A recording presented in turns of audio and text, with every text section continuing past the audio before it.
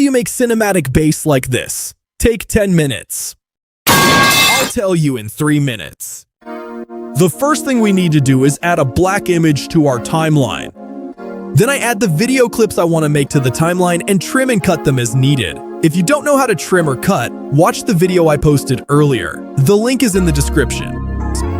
Now, before we add the cinematic base, there's something we need to do. We need to make the video clips we added into a single clip, all the other videos except the black photo. Here's how to do it. Select all your video clips, then right-click on a clip, and at the bottom of the list, click Create Compound Clip. Now all the videos are in a single clip. Now let's add the cinematic base.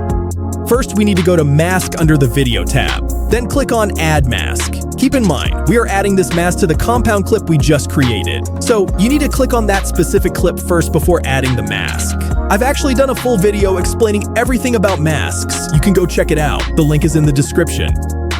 Alright, let's get back to it. Under the mask options, you'll see one called Film Strip as the second option. Click on that.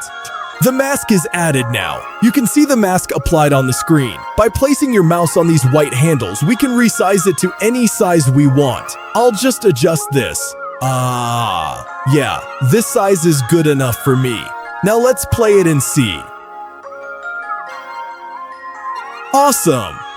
It looks pretty bad if we just leave it like this, right? Let's add a small animation to give it a bit more of a cinematic feel. First, we need to select the video clip. Grab these two white handles on the mask and reduce the mask size so the entire screen is clearly visible. Now, take the cursor to the very beginning of the video clip on the timeline. After that, we need to scroll down in the mask tab. Right there, next to the mask settings, you'll see these little box-like icons. Those are called keyframes. I'm gonna click on one. Now you can see that a small box has been added to the beginning of the timeline, right? That means a keyframe has been added. Now, what we have to do is really simple. Just move the cursor a little bit forward on the timeline and place it wherever you want.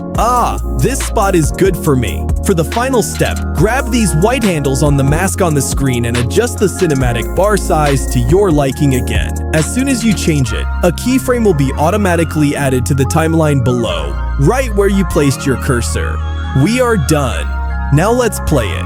Awesome, perfect. You did a great job. Now you know how to add cinematic bars to a video. Good luck, and I'll see you in the next video.